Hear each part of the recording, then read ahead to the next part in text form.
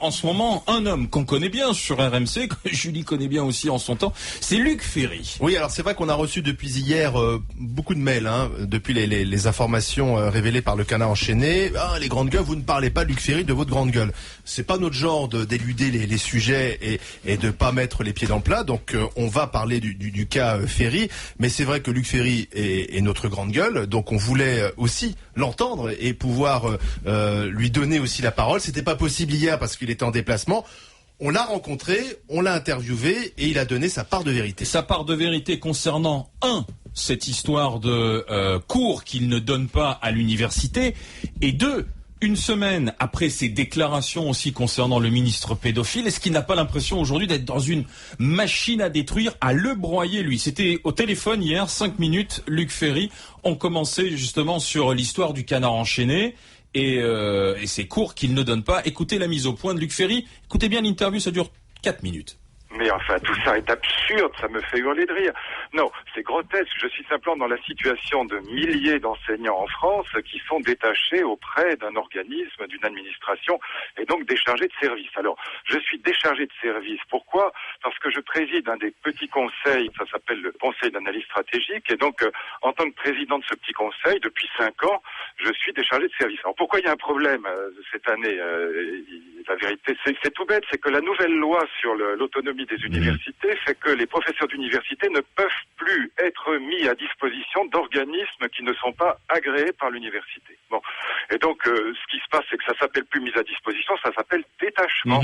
Et donc, l'arrêté de détachement est en cours. On en a évidemment parlé depuis des mois avec le président de l'université, qui est un homme charmant, un confrère, qui m'a évidemment jamais convoqué. Enfin, tout ça est ridicule.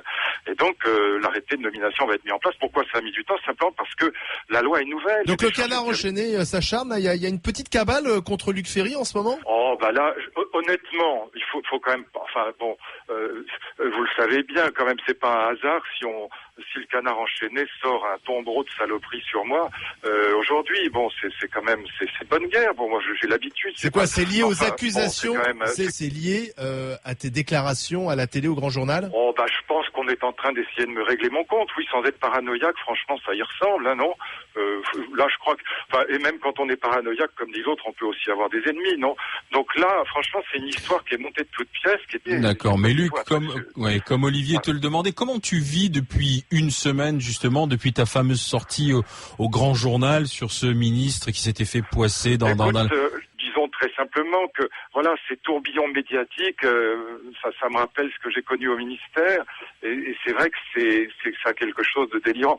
C'est surtout, bon, moi je suis un grand garçon et puis j'ai l'habitude, bon, j'ai subi ça au ministère X fois, mais c'est vrai que pour ma femme et même pour mes filles, c'est un peu épuisant, quoi, c'est fatigant, ça, on a l'impression que le monde entier vous tombe sur la tête, les gens, voilà, si les gens lisent ce qu'il y a dans le Canard enchaîné, ils pensent que je suis vraiment une ordure, je suis vraiment le dernier des salauds. Bon, c'est pas très agréable. Ils doivent se dire, mais mon Dieu, ce Luc Ferry qui donne des leçons de morale, il en profite avec un emploi fictif, c'est scandaleux. Bon, c'est pas agréable, je vais pas être malhonnête, je vais pas faire comme d'autres qui disent même pas mal. Si, ça, vous savez, même quand on est habitué, on est toujours atteint par ça. Mais là, tu disais toi-même, là, en ce moment, t'es un peu dans la lessiveuse. Tu regrettes du coup ce qui s'est passé il y a 8 jours au Grand Journal ? Sincèrement, je pense que c'est bien qu'il y ait un vrai débat qui s'ouvre. Il faut arrêter d'être faux cul.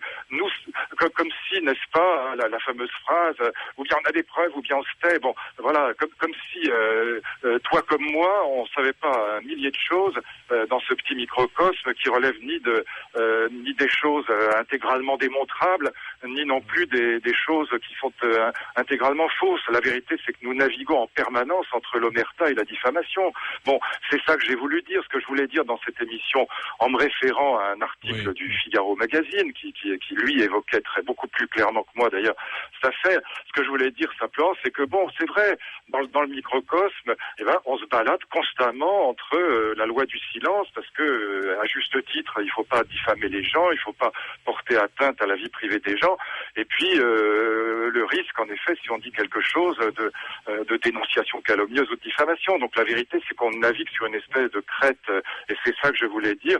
Et en effet, souvenez-vous, c'était à propos de l'affaire DSK, du tourbillon médiatique que notre ami Jean-François Kahn avait soulevé. Donc, c'est vrai. Moi, je trouve que c'est un vrai problème de fond. Bon, mais Luc, évidemment, il y avait chez moi aucune intention ni de délation ni de quoi que ce soit. C'était vraiment juste l'idée, voilà, que on doit poser ce problème du statut de la vérité entre le secret d'un côté et puis le risque en effet de déclencher un tsunami de l'autre. Voilà. Alors, simplement de la vérité pour terminer, Luc, voilà. puisque tu sais qu'on est dans les grandes gueules, est-ce que tu as reçu simplement quelques coups de fil au moins de témoignages et de témoignages et de soutien, c'est ce que je veux dire. Oh, de soutien, j'ai reçu des centaines, c'est pas une blague, des centaines de messages de soutien, y compris de gens très inattendus, mais qui m'ont évidemment laissé penser que c'était pas absurde d'avoir ouvert ce débat. De responsables politiques aussi qui t'ont témoigné leur soutien. Sarkozy, entre autres. Certains, oui, évidemment. Et donc, le président. Bien sûr. Et donc, il y a là quelque chose, je crois quand même, qui est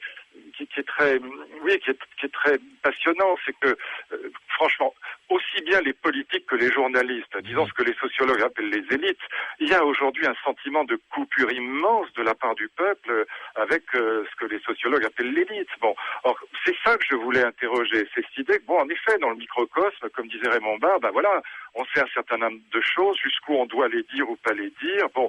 Merci, voilà, Luc, merci. Non. Fois, merci à toi, Luc. Voilà. Merci bien. Voilà, c'était la mise au point hier, entretien téléphonique avec Luc Ferry. Alors,